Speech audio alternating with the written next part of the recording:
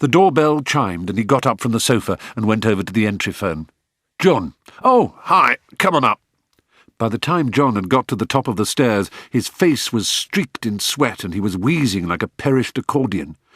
"Christ," he gasped. "Haven't you heard of lifts?" Sorry about that, mate."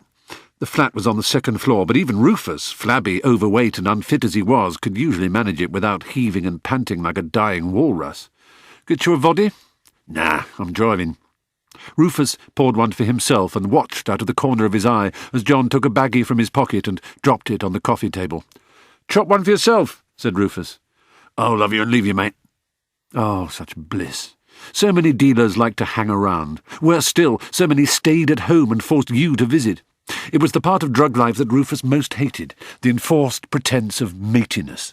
If you want a pork chop, all you have to do is go into a butcher's shop, he reasoned. You order and walk out with the fucking thing in a bag. No chit-chat, no shit, no "cheers, mate." Visit a dealer for a supply of Charlie, on the other hand, and you're in for an hour of droning views on music, sport, politics, genetically modified crops, and the evils of the World Bank. A sensitive social dance had to be danced to show that you didn't think of the guy as a servant or social inferior. You had to pretend that the whole transaction had something to do with friendship and mutual studenty bohemian cool. It was a relief that he got none of that bullshit from John.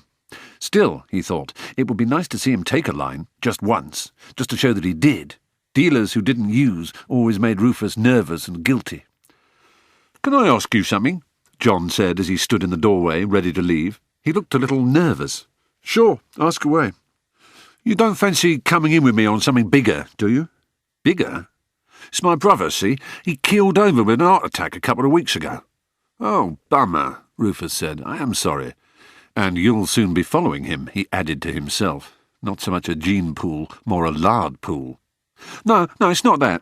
He was a streak of fucking piss as it goes. Couldn't stand the sight of him. Only, fact is, he didn't have no family besides me, and I've inherited 5 kilos of his bleeding gear, and I don't know how to shift it. Found it in a cupboard when I was clearing his flat out." "John, I'd love it. Believe me, I'd love it. It's great gear, but I don't deal. I wouldn't know where to begin." "No, what I'm saying is, I heard tell of some guys up in Stoke Newington who might be in the market. Turkish boys. Thought you could come up with me and help push it through. I'll go 60-40 with you." "If you already know who these people are, why do you need me?" "Well, I don't want to get ripped off. You're a businessman. You've got a public school accent and all that, touch of class. They wouldn't dare do the dirty on someone like you. Someone like me, they'd probably just take the stuff and dump me in an alley, you know what I mean?" 60-40? Yeah, reckon that's fair. Rufus did some reckoning of his own. A kilo is 1,000 grams, 50,000 quid. 5 5s are 25, so that's 250,000. 40% of 250,000 is 100,000. 100 grand. 100 grand. "You're on," he said. "What kind of people are they?" "Well, they're not Boy Scouts, they're drug dealers, aren't they? But business is business, I reckon. How's Thursday night for you? I'll give 'em a bell and set it up. I can come pick you up and we'll drive there together."